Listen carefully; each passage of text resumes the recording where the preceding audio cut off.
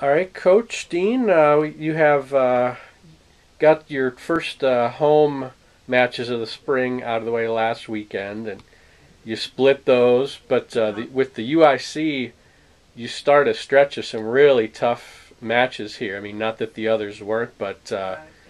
UIC is a perennial conference champion, and now you go on the road to face a Big Ten team this weekend. Can you just talk about what you're looking at in tomorrow's Michigan State match, and then Okay. just from there. Yeah.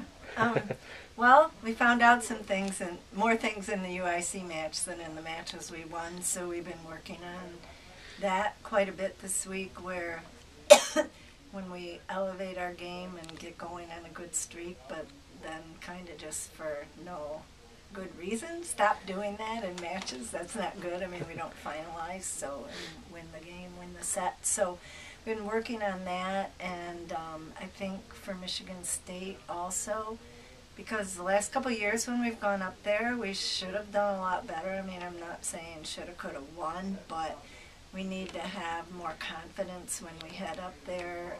So we're working on our aggressive confidence for that match. And I mean, we did really well in matches against them in the fall, so that should, build a foundation for that. I'm hoping. And I know we've talked about this a little bit before, but surely you want to win tomorrow when you go up there. But at this time of the year, are you just looking for, like you mentioned, just you learned some things with the UIC match last weekend? Are you just looking for more things on Bowling Green's end, just getting better as the MAC's still a few weeks away, or how do you approach these like mid-February type I guess matches? it's kind of both because I want to win. Sure, sure. It's all about winning, even when we're not in the MAC season. I mean, that still is a huge goal because individually and as a team, I guess, I don't, this is probably true in other sports also, but in tennis it feels like, okay, like how many weeks in a row can a player just be happy and still feel confidence with improving on a certain aspect of their game? That's, they need to see that it is improving, it's working, they're getting wins. So it's definitely both. I mean, it's definitely both, and our big focus is on the Mid-American Conference, but I think we like to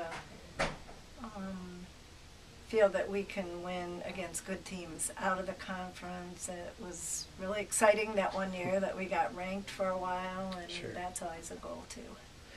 Looking at your doubles, you've had years where you've kind of locked in on your doubles teams early on. You've had years where I think even down the stretch, you're still kind of trying to figure out who plays best with whom. Your first four dual matches here, you've had the same three teams. I mean, without you giving away too many secrets, I mean, Yeah.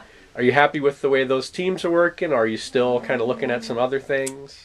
We're just trying to make the SID happy so he doesn't have to write down so many combinations. No, I guess